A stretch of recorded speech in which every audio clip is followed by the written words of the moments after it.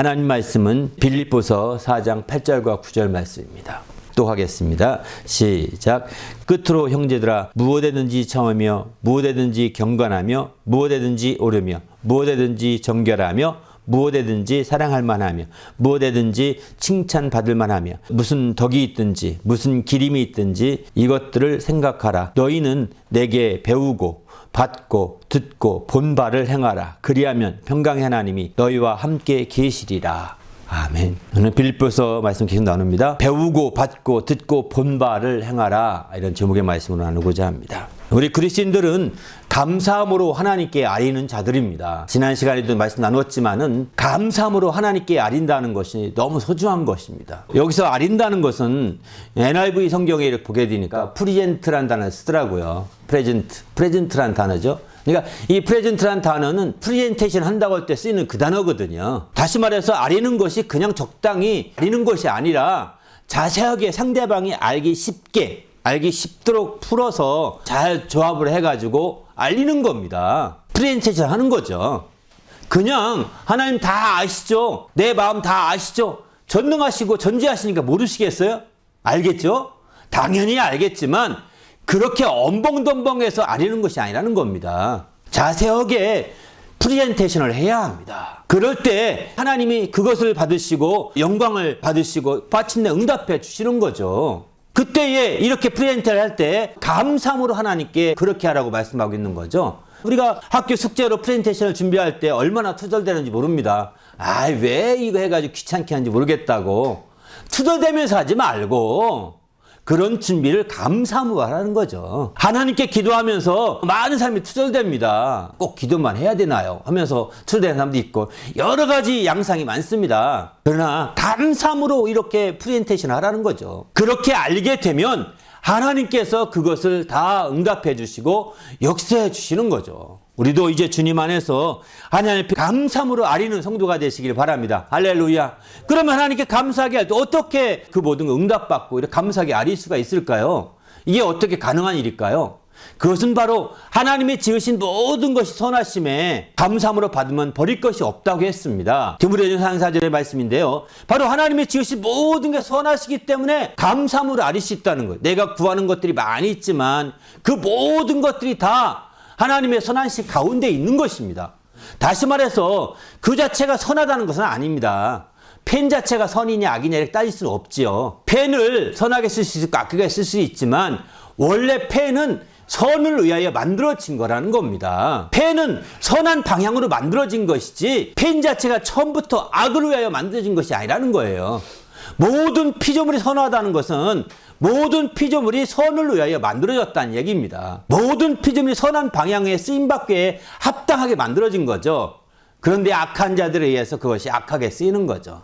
그 좋은 펜, 선을 위하여 만든 펜을 가지고 악하게 막 악랄하게 비난하고 글을 써대고 막 이럽니다. 그러니 얼마나 악한 겁니까? 그 글을 보는 사람도 얼마나 마음에 상처를 받습니까? 그래서 우리는 펜 자체가 악하거나 선한 것이 아니지만 그 자체 모든 피조물들은 선한 방향으로 선을 이루기 위해서 만들어진 것이기 때문에 그 자체 어떤 악하게 쓴 펜이라 할지라도 감사함으로 받으면 악하게 쓰여진 어떤 글이라 할지라도 선하심을 발견할 수 있다면 감사할 수 있다는 거죠. 그래서 우리가 감사함을 안다고 할 때 간구하는 기도 제목 자체가 우리에게 다 좋은 것만이 아니거든요. 우리가 싫은 것도 많이 있습니다. 기도 제목 자체가. 그럼에도 불구하고 그것이 선한 방향에서 기도하고 있음을 알려지는 거죠. 그 자체가 내가 이건 싫은 기도 제목이지만 이것도 선을 위하여 필요한 것이다 라고 이해한다면 감사함을 알 수 있게 되는 거겠죠.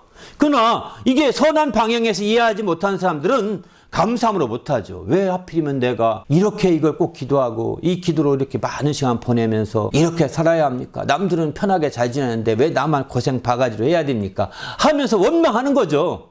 이것은 지혜가 아닙니다.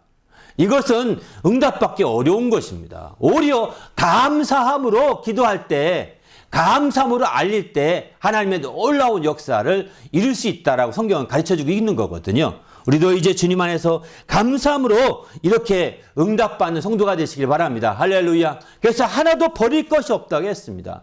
감사함으로 받으면 하나도 버릴 것이 없다 했는데 그것은 무슨 의미일까요? 그래서 오늘 본문에 보면 그 의미를 좀 찾아볼 수 있는데요.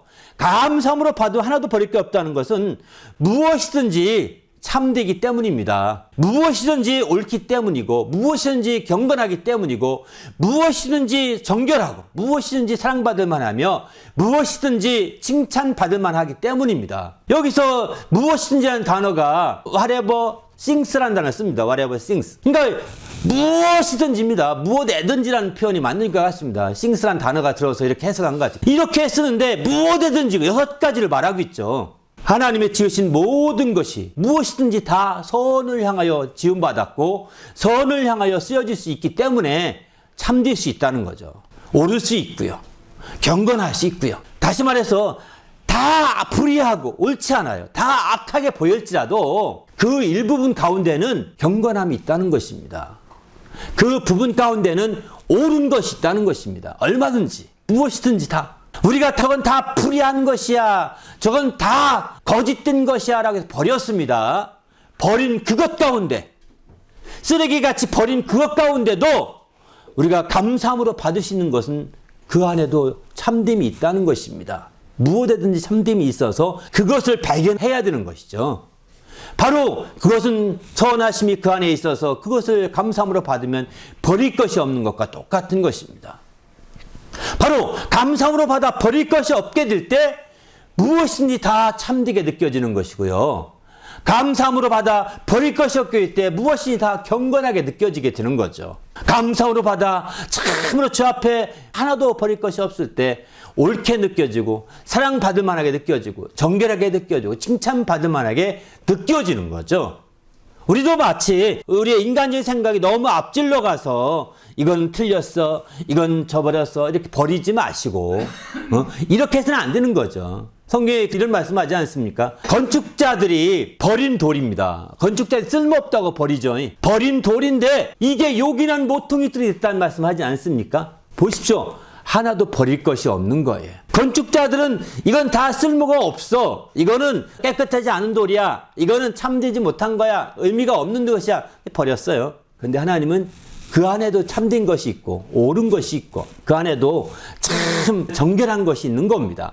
그것 갖다가 하나님은 모퉁이로 딱 쓰지 않습니까? 이렇게 되듯이 우리는 인간의 선입관과 인간의 생각 때문에 쉽게 버리고 쉽게 포기하고 쉽게 좌절하고 쉽게 무너져 가지만 어느 것 하나도 그렇게 될 수가 없다는 것이죠. 왜? 그 모든 것 자체가 다 우리가 버렸던 것, 우리가 포기했던 것, 우리가 다 내버렸던 그 모든 것들이 하나님이 다 선한 방향에서 쓰일 수가 있다는 것이죠. 그래서 우리는 감사함으로 받아서 버려지지 않게 해야 된다는 겁니다. 특별히 어떤 때 이렇게 해야 되느냐? 오늘 본문에 이렇게 말씀하죠. 무슨 덕이 있든지 무슨 기림이 있든지 이것들을 기억하라, 생각하라 이렇게 말합니다. 무슨 덕을 있든지 무슨 기림이 있든지 이 두 가지, 여기 무슨 덕과 무슨 기림은 영어 문장상이나 문장이 다릅니다. 여기는 조건부를 쓰고 있습니다. if라는 단어를 써서 얘기하더라고요. 다시 쉽게 직역하면 무슨 덕을 세우고자 하든지 너희가 덕을 세우고자 하면 이런 뜻입니다. 덕이 있게 하려면 이런 뜻입니다. 또 기림이라는 것은 칭찬하는 것을 의미하거든요. 높이 칭찬하는 것을 기린다고 하거든요. 이렇게 무슨 높이 칭찬하고자 한다면 이런 뜻입니다. 우리가 일상생활에 그런 게 있지 않습니까? 뭔가 덕을 세우고자 하는 경우가 있고 또 누구 높이 세우고자 하는 경우가 있고 이렇게 있지 않습니까? 이럴 때는 더 이런 것들이 해야 된다는 거예요. 여러분 누구 칭찬 한 예를 들어볼까요? 우리가 칭찬을 하는데 아무리 이 사람이 칭찬받을 게 없어도 그들은 칭찬받을 게 있습니다. 하나님이 지으실 때 그에게는 참됨이 있는 거예요. 무엇이든 참된 부분을 찾아야 합니다. 그 지옥 갈 자식에게서 참된 부분을 찾아서 칭찬할 수 있어야 된다는 겁니다. 지옥 갈 자식에게서 옳은 부분을 찾아서 칭찬할 수 있다는 거예요. 그에게도 무엇이든지 옳은 것이 있기 때문이죠. 다 아니라는 겁니다. 그에게 또 사랑받을 만한 것이 있기 때문에 그를 칭찬해야 된다는 거예요. 그도 칭찬받을 만한 그 무엇이 있다는 겁니다. 이렇게 칭찬받을 만한 그 무엇이 있다는 것입니다. 불의해서 지옥 갈 자식이지만 그에게도 정직한 부분이 있어서 경건한 부분이 있다는 거예요. 무엇인가 한 부분이 있다는 겁니다. 그런 부분을 찾아서 칭찬을 더 높이 해야 된다는 거죠. 덕을 세우려고 할 때도 그런 부분을 찾아서 덕을 세우고자 해야 된다는 거죠. 우리가 쉽게 우리 눈에 띄는 것만 가지고 판단해서 버려버리고 포기해버리고 다 내놓게 된다면 우리는 남는 게 없게 될 것입니다. 그래서 우리는 이제 무엇에든지 참되며 무엇에든지 경건하며 무엇에든지 오르며 무엇에든지 이제 정결하며 무엇에든지 사랑할 만하며 무엇에든지 칭찬할 만한 그런 사람들이 돼야 되는 거죠. 우리가 너무 우리 생각을 앞세우면 이게 안 됩니다. 바로 하나님이 지으신 모든 것이 선하기 때문입니다. 선한 방향에서 이미 창조되었고 이미 세워졌기 때문에 비록 그들이 악한 자의 손에 의해서 악을 범하고 살인을 하고 또 지옥 자식같이 되었을지라도 우리는 그를 위해서 선한 부분과 또 그에게서 옳은 부분과 참된 부분과 사랑할 만한 부분을 찾아내야 되는 거죠. 그런 6가지를 찾아내야 되는 거죠. 그래서 그를 칭찬할 때 그런 부분을 통하여 칭찬하게 하는 거죠. 그를 통하여 그에게 덕을 세우려고 할 때 그런 부분을 통하여 바로 덕을 세워가는 거죠. 이것들을 생각하라는 것입니다. 우리도 정말 이런 것들을 마음에 깊이 두시고 함부로 판단하지 마시고 함부로 비판하지 마시고 참으로 이런 6가지 와레버를 찾아서 그들에게 칭찬하시고 그들에게 덕을 세워가는 성도가 되시기를 예수님의 이름으로 축원합니다. 할렐루야. 특별히 이렇게 해야 되는 것은 끝으로 권고하지 않습니까? 끝으로 마지막으로 권고하는 거거든요. 바로 사도 바울이 빌립보 교회 마지막으로 충고하는 내용이거든요. 이거는 마지막 결론과 같은 말씀이거든요. 그러니까 얼마나 소중하겠어요. 여기서 마지막 결론과 같은 말씀이라는 것은 다시 말해서 마지막 때에 가깝기 때문에 더 그렇기도 한 거죠. 앞서서 너희 관용을 모든 사람을 알게 하라. 주께서 가까우시니라 이렇게 말씀하지 않습니까? 마지막 날이 가깝기 때문에 관용을 알게 하듯이 마지막 날이 가깝기 때문에 더욱더 이렇게 할 필요가 있다라고 오늘 본문은 가르쳐주고 있습니다. 주님의 오실 날이 가까우면 우리가 더 참을 수 있고 주님의 오실 날이 가깝다고 아는 사람들은 더 우리가 인내할 수 있고 더 칭찬할 수 있고 더 사랑할 수 있지 않겠습니까? 그러나 주님이 멀리 있다면 아이 정말 지금은 죄를 범하고 다음에 하지 뭐. 어떤 사람은 그러잖아요. 아 예수 지금 안 믿다가요 죽을 때쯤 믿죠 이런다고요. 구원만 받으면 되지 않아요 이렇게 말하거든요. 어리석은 것입니다. 아주 인간의 계산법에 노란한 사람입니다. 자기가 꼼수에 당할 겁니다. 그런 사람들은. 그렇기 때문에 우리는 주님 앞에서 철저히 정말 우리가 하나님 말씀을 따라서 죽을 때 믿는 것이 아니라 주의 날이 가깝기 때문에 언제가 죽을지 모르지만 전문나도 주의 날이 가까우면 마지막이거든요. 마지막 때에 우리는 이렇게 하라고 권고하고 있습니다. 우리 모두도 마지막 때 정신을 바짝 차려서 이렇게 주 앞에 쓰이는 성도가 되시기를 예수님의 이름으로 축원합니다. 할렐루야. 그러면 우리가 이렇게 기덕을 세우고 칭찬 있게 하려고 이렇게 6가지 무엇이든지 귀한 것들을 찾아서 칭찬하고 덕을 세워가야 되는데 그렇게 하려면 어떻게 행해야 바람직할까요? 가장 바람직한 것을 오늘 9절에서는 이렇게 말합니다. 너희는 내게 배우고 받고 듣고 본 바를 행하라고 말합니다. 이렇게 하기 위해서 이것을 기억해서 바로 나에게서 배운 것들, 나에게서 받은 것들, 나에게서 들은 것들, 나에게서 본 것들을 가지고 그대로 실행하라는 것입니다. 우리가 배운 것이 많이 있죠. 우리가 들었던 것도 많이 있죠. 받았던 것도 많죠. 우리가 보았던 것도 많지 않습니까?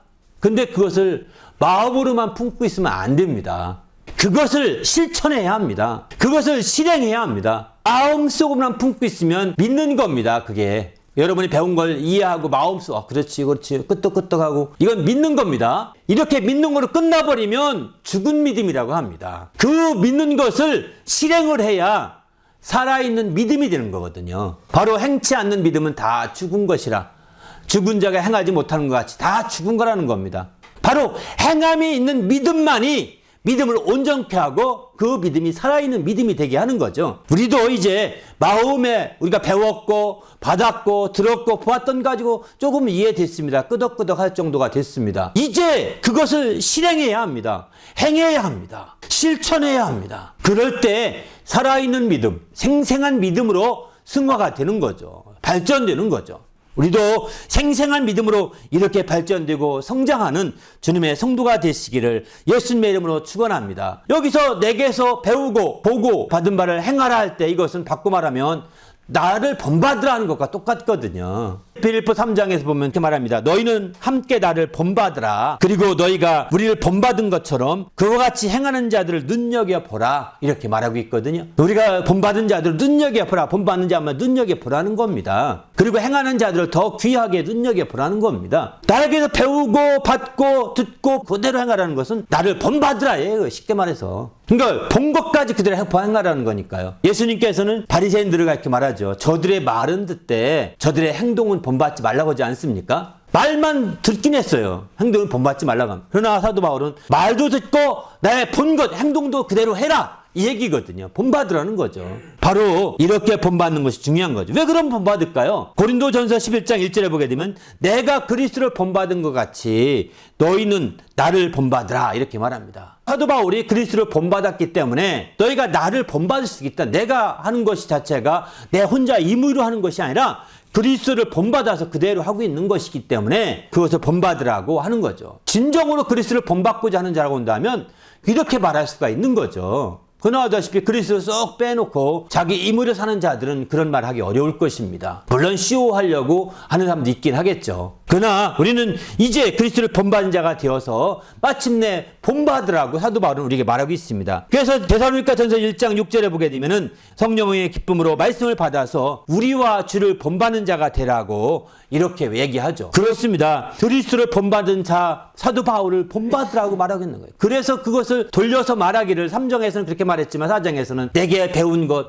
내게 받은 것, 내게 들었던 것, 내게 본 것을 그대로 실행하라고 권고하고 있습니다. 우리도 이처럼 주님께 믿음 안에서 보고 듣고 한 것들을 실행하는 성도가 되시길 바랍니다. 할렐루야. 그러면 한 가지 조금만 더 들어가 볼까요? 사도 바울은 어떻게 그리스도를 본받게 되었을까요? 그리스도를 본받았다는 것은 그리스도에게 배우고 그리스도에게 받고 그리스도에게 보고 듣고 어떻게 보았냐는 거죠. 이렇게 이런 의미가 똑같거든요. 그리스도가 어떻게 보았을까? 그리스도에게서 어떻게 배웠을까? 어떻게 받았을까? 어떻게 들었을까? 그렇게 해서 그리스도를 본받았는데 그런 말씀들에 있어서 사도 바울은 예수님을 직접 따라서 배운 것은 없었던 것 같습니다. 사도 바울은 예수님을 직접 따라다니면서 예수님께 말씀을 듣고 이렇게 했던 것은 아니었던 것 같아요. 예수님 말씀을 증거한 현장에 사도 바울이 등장한 적이 없었거든요. 물론 복음서 외의 부분에 있는지 모르지만 또 사도 바울이 직접 나는 예수께 배운 적이 있다 이렇게 말한 적은 없거든요. 그러니까 사도 바울이 예수님이 공생에 하는 생활 동안에 사도 바울은 예수님과 거리를 두고 따로 생활했던 거겠죠. 단지 그가 예수를 본받게 되었던 것은 예수를 먼저 본받았던 사도들을 통해서 배우고 사도들을 통해서 보고 사도들을 통해서 받고 사도들을 통해서 이제 들었던 것을 본받아서 마침내 그들을 행하게 되어서 본받게 되었던 것이죠. 물론 그것만이 아닙니다. 더 나아가서 그는 다메섹 도상에 직접 주의 음성을 듣지 않습니까? 그리고 나는 너를 이방인의 사도로 이방인을 구원할 사도로 너를 세우노라 이렇게 말씀하지 않습니까? 이런 과정에서 본다면 사도행전에 주님이 직접 사도 바울에게 나타나서 음성을 들려주는 거 두세 군데 나타나거든요. 이런 말씀만 봐도 사도 바울은 주님의 음성을 듣고 주님으로부터 배웠던 것도 있었던 것이 분명합니다. 주님에게서 들었던 것이 분명합니다. 주님에게서 봤던 것도 있고요. 이렇게 주님에게서 직접 보고 듣고 배웠던 것도 분명히 있겠지만 그러나 많은 부분은 다른 많은 사도들 통해서 들었고 사도들을 통해서 보았고 사도를 통해 배웠던 것들을 건너서 이렇게 배우는 그런 기회도 있었을 거라고 생각이 듭니다. 어쨌든 이렇게 자기는 그리스도를 본받았다는 것입니다. 나는 그리스도 본받아서 나가는 자인이 많고 너희는 나를 본받으라고 말씀하고 있는 거죠. 그래서 내가 배운 것, 내게서 들었던 것, 내게서 받았던 것, 내게서 보았던 것을 그대로 실천하라고 오늘 본문은 강조하고 있는 겁니다. 그러면 사도 바울에게서 배운 것은 무엇이고 사도 바울에게서 받았던 것은 무엇이고 사도 바울에게서 들었던 건 무엇일까요? 그런 것은 우리가 아다시피 이렇게 말합니다. 배우고 확신일에 거하라 디모데전서 3장 14절 이렇게 말하는데 누구에서 배운지를 분명히 알라는 겁니다. 사도 바울에게서 가르침받은 자들이 무엇을 누가 가르쳤는지를 알라고 이렇게 말하고 있습니다. 그 목적은 뭐냐? 고린도 4장 6절에 보게 되면은 우리에게서 배워 서로 대적하여 교만한 마음을 가지지 말게 하려 함이라 이렇게 표현합니다. 우리에게서 배웠던 것은 서로 대적하지 않게 하려고 그래서 교만한 마음을 가지지 않게 하려고 했다는 것입니다. 그만큼 사도 바울에게 많이 배우면 배울수록 대적하여 교만한 마음에서 물리칠 수가 있는 거죠. 대적하고자 하는 마음을 다 극복할 수 있고 교만한 마음을 능히 극복할 수 있는 그런 역사들이 나타나게 되는 거죠. 이처럼 바울 사도에게 배우는 것이 얼마나 중요한지를 보여주고 있습니다. 물론 주님에게 배웠던 것은 주님 말씀하시죠. 내 마음이 온유하고 겸손히 내 멍에를 메우고 배우라. 이렇게 말씀하시지 않습니까? 사도 바울도 나를 본받으라 함으로 말미암아 그에게 배우라는 것입니다. 또 그는 그에게서 무엇을 받았느냐? 주의 명령을 받고 말씀을 받게 되죠. 사람의 말로 받지 아니하고 하나님 말씀으로 받으니 대사로니께서 그런 말씀도 하시죠. 믿는 자 속에 역사한다. 말씀을 받는 겁니다. 또 명을 받았다. 이렇게 명령을 받는 겁니다. 또 들은 것 가운데서는 약속하신 것을 들었다고 표현하고 있죠. 사도 바울은 이렇게 표현합니다. 내가 들은 바 바른 말을 본받아 지키고 라고 이렇게 디모데후서 1장 13절 그렇게 표현하고 있죠. 내게 들은 바 바른 말. 이건 뭘까요? 진리를 그렇게 말하게 되는 거죠. 내게 진리를 들었다는 거예요. 그 진리를 본받아 지키라는 것입니다. 또 내게 보았던 것이 있죠. 빌립보 1장 30절에 보게 되면 너희가 내 안에서 본 바요 이제도 내 안에서 듣는 바니라 이렇게 표현합니다. 빌립보서의 제 뜻대로 사는 것을 내 안에서 봤다는 것입니다. 제 뜻대로 살기 위해서 그가 호소하는 소리를 들었다는 것입니다. 본 바요 들은 바니라 이렇게 말하고 있습니다. 그래서 우리는 사도 바울에게서 배우고 받고 듣고 본 모든 것들을 지키는 게 참으로 복된 것입니다. 요한계시록 1장 3절에 보게 되면 이런 말씀을 합니다. 이 예언의 말씀을 읽는 자와 듣는 자와 그 기록된 말씀을 지키는 자가 복이 있다라고 이렇게 표현하고 있습니다. 다시 말해서 그 읽는 자와 듣는 자, 지키는 자 이들이 행하는 자들인 거예요. 이게 바로 참된 복이 있음을 가르쳐주고 있습니다. 우리도 이제 주의 말씀을 통해서 이렇게 지키고 행함으로 말미암아 참된 주님의 복을 누리는 성도가 되시길 바랍니다. 할렐루야. 복 있는 자인 거예요. 이게 자체가. 지킨다는 것 자체가 행하는 거 아니겠습니까? 그거 읽고 듣는 걸로 끝나지 않고 드디어 지키고 행동까지 가는 것이죠. 이렇게 될 때 행복한 자가 되는 것이죠. 우리도 주님 안에서 이렇게 주의 말씀대로 실행함으로 말미암아 행복한 주님의 성도가 되시기를 예수님의 이름으로 축원합니다. 할렐루야. 이렇게 주의 말씀대로 그리스도를 본받아서 그에게 배우고 그에게서 받고 듣고 본 바를 행하게 되면 어떻게 될까요? 바로 오늘 본문 마지막 부분 이렇게 말합니다. 그리하면 평강의 하나님이 너희와 함께 계시리라고 이렇게 말씀하고 있죠. 그리하면 평강의 하나님께서 너희와 함께 계시리라는 것입니다. 하나님이 함께 계시는 것이 그저 관망자로 또 창관이로 함께 있는 게 아닙니다. 주님이 바로 지켜주시는 거죠. 모든 지각에 뛰어난 하나님의 평강이 마음과 생각을 우리 지키신다고 지난주에 말씀을 드렸죠. 이렇게 그 평강으로 지켜주시는 것입니다. 우리가 이제 주의 말씀 가운데 주의 말씀을 따라 본받아 그대로 실천하고 믿음을 그대로 행하게 되면 주님이 지켜주심으로 말미암아 평안한 상태가 되는 것이죠. 평강의 하나님이 함께하여 지켜주시니 더 평안하지 않겠습니까? 더구나 그 마음과 생각을 평강으로 지켜주신다 이렇게 말씀하시니 이제 우리가 주의 말씀을 따라 나갈 때 얼마나 행복할 수 있겠습니까? 우리 모두도 정말 배우고 받고 듣고 본 바를 행해서 주님이 지켜주시는 행복을 누리는 성도가 되시길 바랍니다. 그게 바로 행복한 신앙생활하는 길이에요. 지름길입니다. 우리가 다른 길이 없습니다. 우리가 그동안에 배웠던 것이 무엇이 있습니까? 우리가 그동안에 받았던 은혜가 무엇입니까? 우리가 그동안에 들었던 말씀이 무엇입니까? 우리가 그동안에 보았던 것이 무엇입니까? 한번 더듬어 보시고 그것을 그대로 행하는 성도가 되시기를 예수님의 이름으로 축원합니다. 할렐루야. 이것은 사도 바울이 그저 개인적으로 한 얘기 아니라 너희가 나를 본받은 것 같이 나를 본받은 자들을 눈여겨보라고 했어요. 여러분 주위에 이렇게 그리스도를 본받고 사도 바울을 본받은 자들을 눈여겨보시고 그들을 통해서 그들에게서 배운 것들 그들에게서 받은 것들, 그들에게서 들었던 것들, 그들에게서 보았던 것들을 그대로 행하시길 바랍니다. 그들이 어떻게 됐든 상관없이 우리는 그대로 행한다면 하나님의 평강이 마음과 생각을 지켜주시고 평강의 하나님이 우리를 보호하시고 인도하심을 행복한 신앙생활을 할 수 있는 길로 역사하심을 우리는 체험할 수 있게 됩니다. 우리 모두도 주님 안에서 이런 놀라운 삶이 될 수 있도록 축복해달라고 오늘 말씀을 생각하면서 이 행복한 신앙생활의 지름길로 우리가 나갈 수 있도록 배우고 받고 듣고 본 바를 그대로 행하고 실천하는 성도가 되게 해달라고 간절히 합심해서 기도하겠습니다.